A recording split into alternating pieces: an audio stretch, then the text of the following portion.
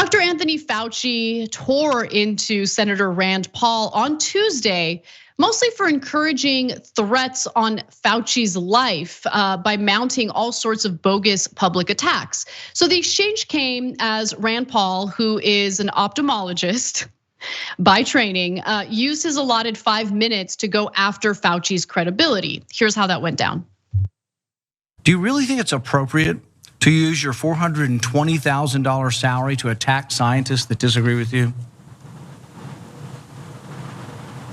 Senator, the email you're referring to was an email of Dr. Collins to me. If you look at the email that you responded to and hurried up and said, I can do it, I can do it. We got something in Wired magazine. No. I think in usual fashion, Senator, you are distorting everything about me. Did you ever object to Dr. Collins' characterization of them as fringe? Did you write back to Dr. Collins and say, no, they're not fringe, they're esteemed scientists, and it would be beneath me I did not do that? You responded to him that you would do it, and you immediately got an article in Wired, and you sent it back to him and said, hey, look, I've got him, I nailed him in Wired of all scientific publications. That's not what went on. There you go again. You just do the same thing every hearing. That was your response. And this wasn't the only time. So your desire to take down people. You're absolutely incorrect. As usual, Senator, you are incorrect almost everything you said. Well, no, you deny, but the emails tell the truth of this. No. You deny. Now, Paul was referencing an internal email in which Fauci questioned the findings of certain studies that he viewed as fringe, but he wasn't done. There's more to that exchange. But before I get to that, John, I wanted you to jump in. I think your coverage of COVID has been so good and incredibly important. What did you make of this back and forth between Rand Paul and Anthony Fauci? That in addition to absolutely despising Anthony Fauci, he has an odd issue with Wired magazine. What is his problem with Wired? It's like a perfectly benign tech. Yeah, they do science sometimes. They've been around for a while. They're allowed to do that. What is his issue with them? Aside from that, in terms of the substance, we see videos like this, these tense interactions between Dr. Fauci and Rand Paul like once a month or so. And I'm not convinced that it's not just one long conversation that has been going on for a year. Just stop it already. Fauci isn't gonna play his game or whatever. And Rand Paul clearly doesn't care at all about any of the substance of whatever he's talking about. His job in being a senator right now is to pick up the occasional conspiracy theory about Dr. Fauci and then make an entire, congressional hearing about it. I don't see how it's helping anyone. I don't understand in terms of consistency how Dr. Fauci is apparently the progenitor of like a million deadly conspiracies when it comes to COVID, but at the end of the day, COVID isn't anything that anybody needs to worry about. They believe both of those things. So I don't make really much of anything out of it, except that it is fun to occasionally watch Rand Paul look stupid. Well, you say that this exchange and these hearings don't really benefit anyone, but they do benefit very specific people. People like Rand Paul who use these opportunities for their fundraising efforts. And we'll get to that in just a minute, but let's hear more from this interaction.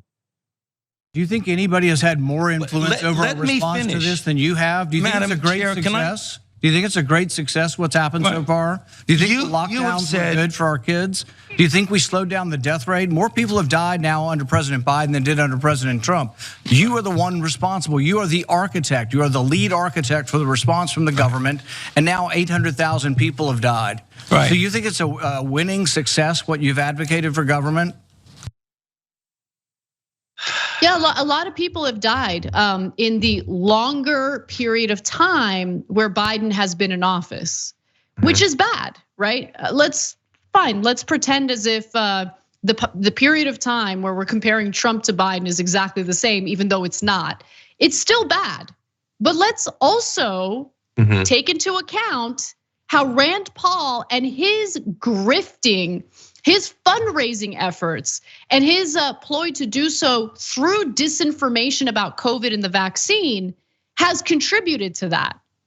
Yeah, look, I think some of the responsibility can be sent on him, but I do think that it's fair to criticize Fauci and Biden because he has been president for a year, and the right has really extended an olive branch, and they've been willing to do anything the government asks of them for this past year.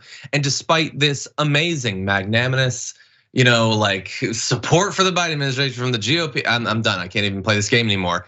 Like Biden is not 100% great on the pandemic. We've criticized, you in the first hour criticized him for being so slow to approve of sending out testing kits. Psaki laughs about it. They eventually say they're going to. It should hopefully start in the next couple of weeks. But that said, it would be nice if people would get vaccinated and wear a mask and socially distance. And there's not a single right wing in this country who seems to care about any of that stuff, and yet think that the obvious outcome of their lack of being a part of the solution is somehow Fauci's fault, that it's Biden's fault, that the outcome of the pandemic is bad, but we shouldn't do anything ever to make it less horrendous. Exactly. Well, Fauci's not done yet. This is where he gets real salty with Rand Paul. Let's watch. What happens when he gets out and accuses me of things that are completely untrue is that all of a sudden that kindles the crazies out there, and I have threats upon my life, harassment of my family and my children with obscene phone calls because people are lying about me. Now, I guess you could say, well, that's the way it goes. I can take the hit. Well, it makes a difference because, as some of you may know, just about 3 or 4 weeks ago, on December 21st, a person was arrested who was on their way from Sacramento to Washington, D.C.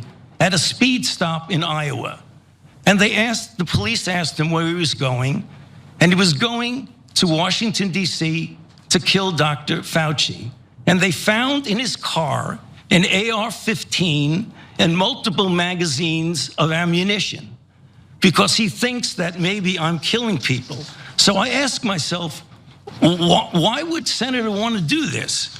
So go to Rand Paul website and you see fire Dr. Fauci with a little box that says, contribute here. You can do $5, $10, $20, $100.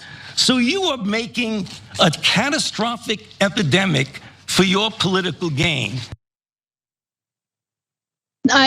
Look, I've heard from multiple people, friends of the show, people I know personally, who reacted to that with, yeah, but that's just politics. No, just because that's something that's been going on doesn't mean that we just sit back and accept it. Mm-hmm. Using the kind of reckless rhetoric, engaging in the kind of discourse that the GOP has engaged in during this pandemic has been dangerous, especially in terms of the number of people who have died as a result of their disinformation. But also, more importantly, it threatens the lives of people who are just trying to do their jobs. And like Fauci's role is not supposed to be a politicized role, but it's become politicized because we have two political parties that are completely captured by corporate interests. So all they can do in their campaigning to set themselves apart from one another is to turn everything, including a pandemic, into a culture war issue that they can fundraise off of. And I'm so sick of it.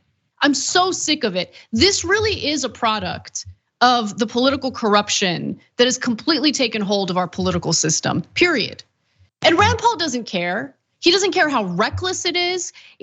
I'm sure he would find all sorts of excuses if the individual that Fauci was referring to there succeeded in making his way to DC and actually did use those weapons to harm people. And look, it's not far-fetched.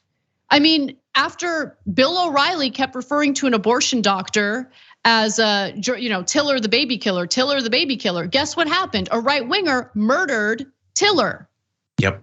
It's not far-fetched. It's incredibly irresponsible, reckless, and disgusting behavior. And to just sit back and accept it as like, well, that's just politics. I don't accept it. No, I don't accept it. Yeah, totally. We don't have to accept that. And a similar thematic thing is Fauci criticizes him for monetizing this, of turning this into a fundraising opportunity, which Rand Paul does. And Fox and Friends this morning just said, well, that's just how DC works. That's how politics works. Yes, that is, and it's not good, and we can try to do something about it. We don't, as Anna said, have to turn everything into the most shallow possible culture war issue, and even then only to get some Twitter followers or to raise a little bit of money. Politics can, in fact, be more meaningful than that. Thanks for watching The Young Turks, really appreciate it. Another way to show support is through YouTube memberships. You'll get to interact with us more. There's live chat emojis, badges. You've got emojis of me, Anna, John, JR. So those are super fun. But you also get playback of our exclusive member-only shows and specials right after they air. So all of that, all you gotta do is click that join button right underneath the video. Thank you.